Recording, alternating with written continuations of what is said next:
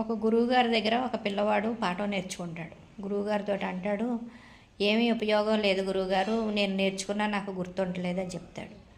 అలాగా అనేసి అప్పుడు ఆ పిల్లవాడికి ఒక చిల్లు కుండ ఇచ్చి దాంట్లో కొన్ని విత్తనాలు వేసి దాంతో నీళ్ళు తీసుకురమ్మని చెప్తాడు. అలా ఒక నెల రోజులు ఆ పిల్లవాడు నీళ్ళు తీసుకొస్తాడు. సగం దూరం వెళ్ళడానికి నీళ్ళన్నీ అయిపోతూ ఉంటాయి. అలా నెల రోజులు చేసేటప్పటికి ఆ పిల్లవాడు తీసుకొచ్చి గురువుగారి దగ్గరికి వెళ్తాడు. దీంతో చిల్లుకుండా ఇచ్చి నీళ్ళు తీసుకురమ్మన్నారు, ఏం ఉపయోగం ఉందో చెప్పండి అంటాడు. ఉపయోగం లేకపోవడం ఏంటి, నువ్వు నీళ్ళు తీసుకొచ్చిన మార్గం అంతా ఒకసారి చూడు ఇల్లు అంటాడు. ఆ మార్గంలో కొన్ని మొక్కలు పువ్వులు పూస్తూ చక్కగా ఎంతో అందంగా ఉంది. అప్పుడు గురువుగారు అంటాడు, చూసావా నువ్వు తీసుకురాకముందు ఎలా ఉంది, ఇప్పుడు ఎలా ఉంది, అదే ఫలితం అంటేని. ఏది కూడా నిరాశ పడకూడదు, ఏది కూడా చేస్తున్నా వెంటనే ఏది ఫలితం దక్కదు, అది నీ చదువు కూడా అంతే అనేసి పిల్లవాడికి మళ్ళీ ఈతబోధ చేసి పాఠం